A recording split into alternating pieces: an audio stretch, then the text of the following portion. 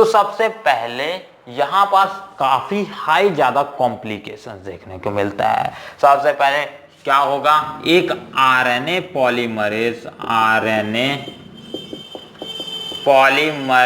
RAC polymerase enzyme इस DNA के promoter regions पे अटैक करेगा। अब प्रमोटर रीजन डीएनए में कहीं पास भी हो सकता है और उसे सिंपल वो जल्द से जल्द आइडेंटिफाई कर सकता है आरएनए पॉलीमरेज। मतलब आरएनए पॉलीमरेज के पास पहली कैटेगरिया तो ये रहेगी कि वो प्रमोटर रीजन्स को आइडेंटिफाई कर लेगा। मान लेता हूं प्रमोटर रीजन यहां पास है तो प्रमोटर रीजन्स पे अटैक कर देगा।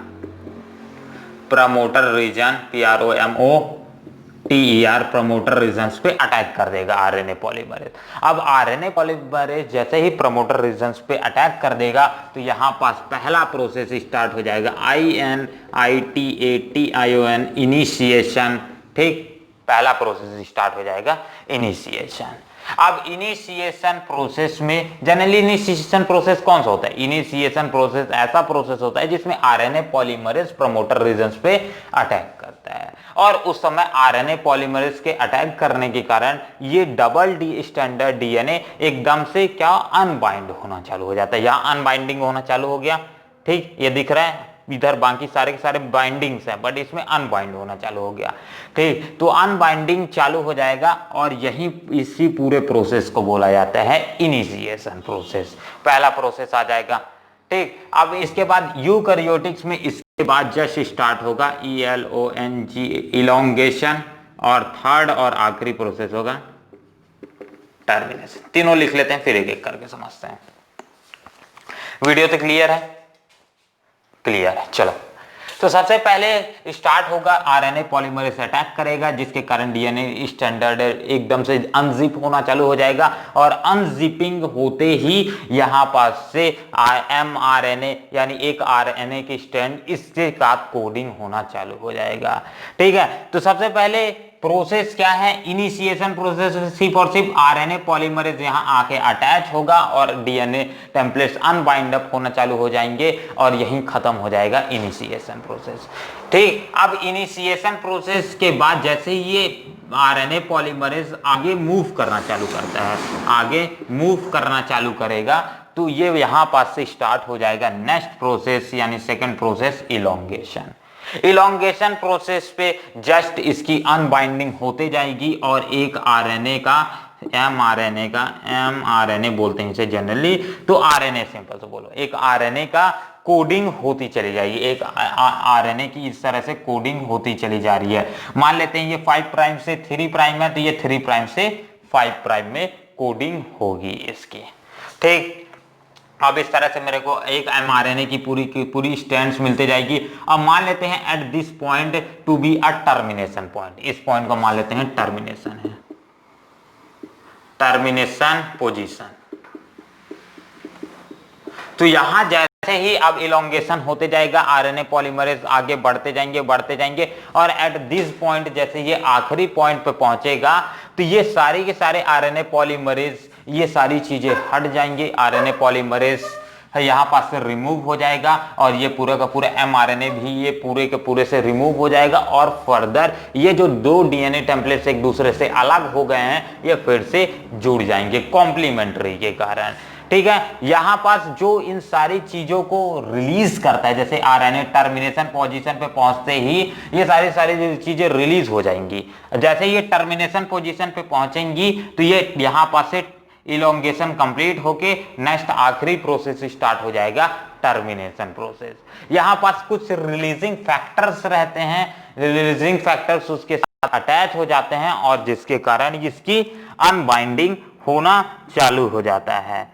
ठीक, चलो, तो कुछ रिलीजिंग फैक्टर्स यहां पास अटैच होंगे जिसके कारण mRNA फर्दर रिमूव हो जाएगा और आरएनए पॉलीमरेज अलग से हो जाएगा। तो यहां पास जैसे ही एंड पे पहुंचेगा आखिरी प्रोसेस भी अपना टर्मिनेशन ओवर। अभी इसका एक स्क्रीनशॉट ले लो, अभी इसका थोड़ा सा डिटेल में जाते हैं इसी में। ठीक, अब बात करते हैं इसको थोड़ा सा डिटेल्ड में देखते हैं। तो ये एक तो हो गया नॉर्मल सा, जैसे मैंने एक नॉर्मल सा पॉइंट ऑफ व्यू आपको दे दिया, कैसा ऐसा आखिरी में एमआरएनए अपने पास फॉर्मेशन हो जाता है। बट मेजर अगर एकदम डिटेल में बात की जाए तो सबसे पहले स्टार्ट करते हैं कि इसमें कितने टाइप्स के आरएनए पॉलीमरेज होते हैं। तो लीस्ट अगर सबसे कम से कम बात करेंगे तो मेनली 3 टाइप्स के आरएनए पॉलीमरेज यहां प्रेजेंट रहते हैं। 3 टाइप के आरएनए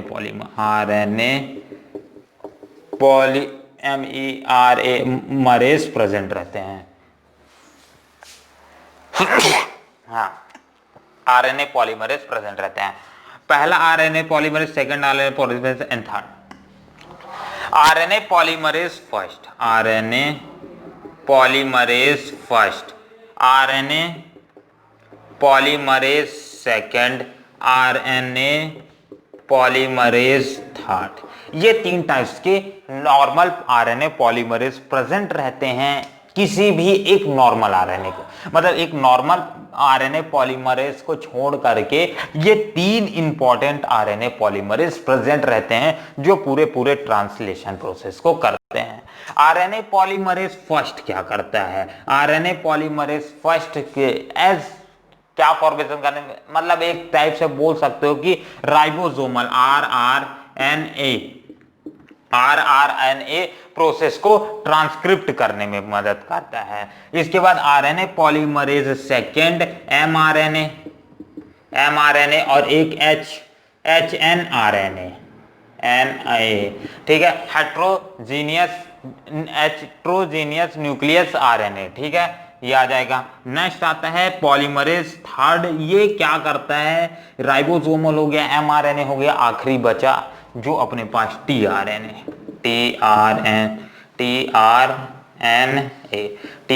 हो गया या फिर एसआरएनए हो गया, ये भी एक टाइप का आरएनए है, ठीक, एसएनआरएनए क्या है? स्मॉल न्यूक्लियस आरएनए, वो भी उसी का टीआरएनए को स्मॉल न्यूक्लियस आरएनए भी बोला जाता है। वो किस तरह से बोला जाता है वो जस्ट इसके आगे देखिए, ठीक है। तो ये तीनों क्लियर है। चलो अब इसका स्क्रीनशॉट हो गया होगा, तो अब आगे बढ़ते हैं इसी में। सबसे पहले इसमें क्या क्या पॉइंट्स को आपको समझ के रखना है। सबसे पहले समझ के रखो पॉलीमरेज कितने टाइप्स के होते हैं। एक नॉर्मल पॉलीमरेज को छोड़ करके अदर 3 टाइप्स के पॉलीमरेज होते हैं जो कि पूरे ट्रांसलेशन प्रोसेस को कंट्रोल करते हैं। RNA polymerase first, RNA polymerase second, RNA polymerase third. कई लोगों को कंफ्यूजन होता है RNA polymerase first second third, इसलिए मैं इसको शुरू में ही बता दे रहा हूं first second and third.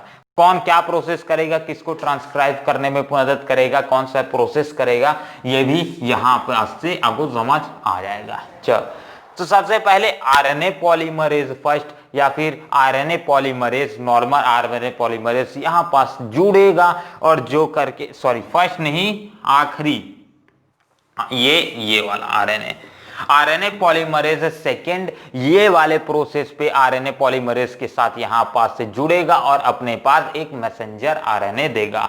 But एक बात हमेशा ध्यान रखना, जो अपने पास एमआरएनए मिलता है वो कभी भी मैच्योर्ड नहीं रहता है। इसलिए मैच्योर्ड नहीं रहता, इसलिए इसे हेट्रोजीनियस न्यूक्लियस आरएनए बोला जाता है। क्या बोला जाता है? हेट्रोजीनियस न्यूक्लियस आरएनए बोला जाता है। और नॉर्मल फिर जब उसकी मॉडिफिकेशन हो जाती है और पूरी तरह से मैच्योर फॉर्म में मिलता है तब उसे एमआरएनए बोला जाता है। तो अब इस वाले प्रोसेस को फिर से एक बार रिवाइज कर लेते हैं, तो आपका डाउट जो भी आ रहा होगा अभी बन रहा होगा वो क्लियर हो जाएगा। सबसे पहले अपने पास एक आरएनए पॉलीमरेज के साथ बाइंड अप होता है और बाइंड अप होने के कारण मतलब यहां पास कौन सा आरएनए पॉलीमरेज थर्ड यहां ट्रांसक्रिप्शन प्रोसेस को करता है। तो ये बाइंड अप होगा और फर्दर ये मूव करेगा। तो जैसे ही बाइंड अप होगा और अनजिपिंग होना चालू हो जाएगा तो इनिशिएशन प्रोसेस वहां स्टार्ट हो जाएगा। अब जैसे ही वो आगे मूव करना चालू कर देगा तो elongation process start. Elongation process होते रहेगा। इलोंगेशन प्रोसेस में आरएनए पॉलीमरेज इस सारे प्रोसेस को कैटेलाइज्ड करेगा। कैटेलाइज्ड मतलब होता है रिएक्शन को रेट को बढ़ाएगा, ठीक है। यहां होते रहेगा और यहां पास अपने पास एक इसकी जगह आप इसको ऐसे कंप्लीटली लिखना है तो एमआरएनए एग्जाम में लिख सकते हो, ऐसी बात नहीं है। बट इसे आप चाहो तो ये भी लिख सकते हो HNRNA लिखो, HNRNA लिखो अपने समझने के लिए तो ज्यादा बढ़िया रहेगा। ठीक है, HNRNA मिल जाएगा, मतलब हेट्रोजीनियस न्यूक्लियस आरएनए। अब ये हेट्रोजीनियस न्यूक्लियस आरएनए फर्दर जैसे टर्मिनेशन पोजीशन पहुंचेगा तो हेट्रोजीनियस न्यूक्लियस आरएनए की कोडिंग बंद हो जाएगी।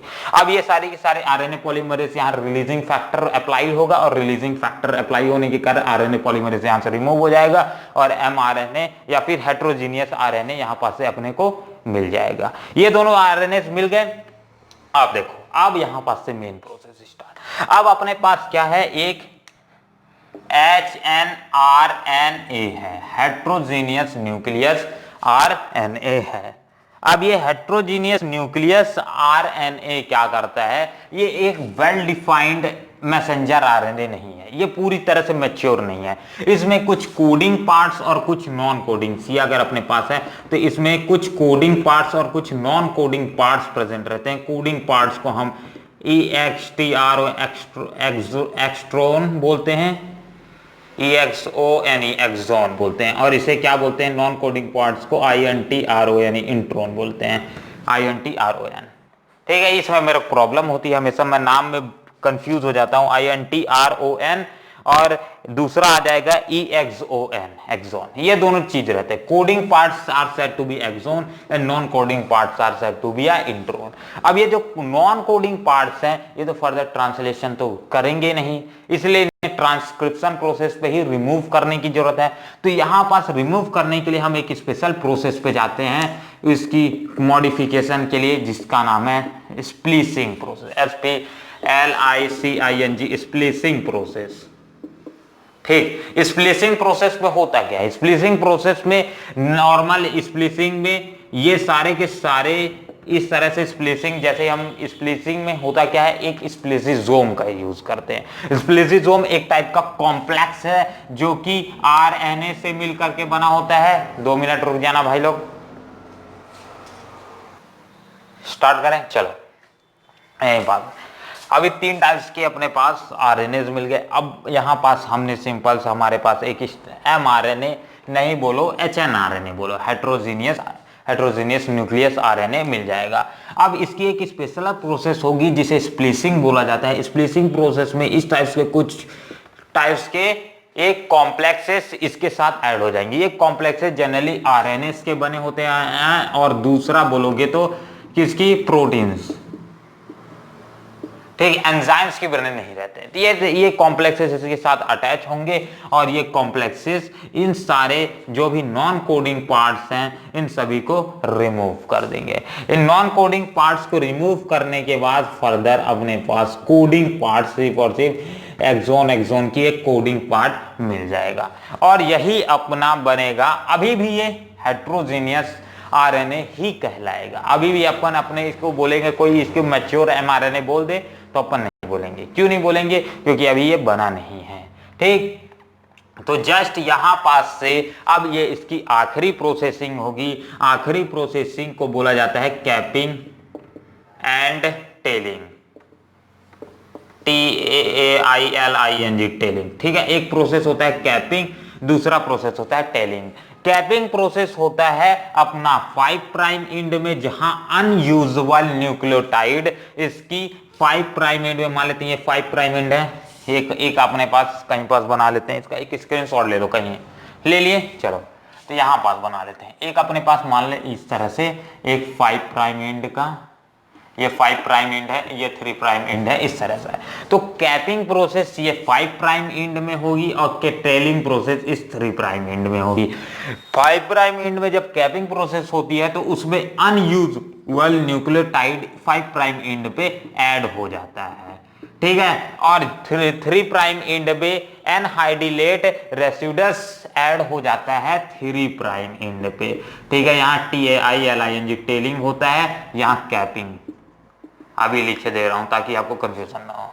ये दोनों प्रोसेस समझ आए। अब ये कैपिंग एंड टेलिंग के बाद ये अब कहलाएगा अपना ओरिजिनल mRNA या फिर एक मैच्योर मैसेंजर आरएनए। अब ये कहलाएगा।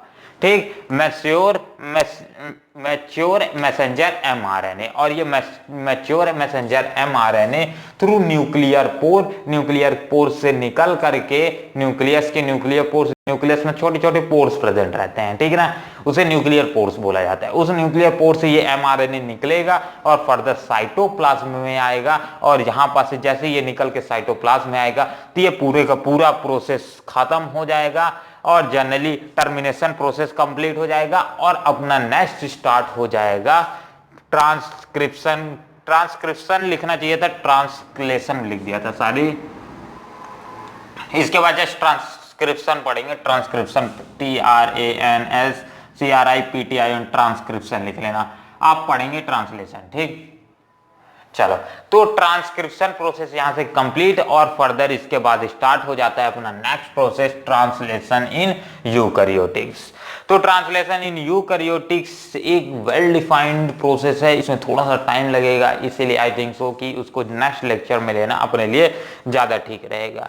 तो यहां पास से हमेशा याद रखना HNRNA फॉर्मेशन होता है, वो कभी भी मैसेंजर RNA नहीं होता है, बट हम समझाने के लिए स्कूल में, कॉलेज में, कहीं पास भी ये बोल दिया जाता है कि mRNA फॉर्मेशन होता है। भाई mRNA वो नहीं है, वो HNRNA है, ठीक है। मैच्योर फॉर्म RNA के मैच्योर फॉर्म को mRNA बोला जाता है, बट वो मैच्योर फॉर्म नहीं रहता, इसलिए हेट्रोजेनियस न्यूक्लियस RNA उसे बोला जाता है, HNRNA।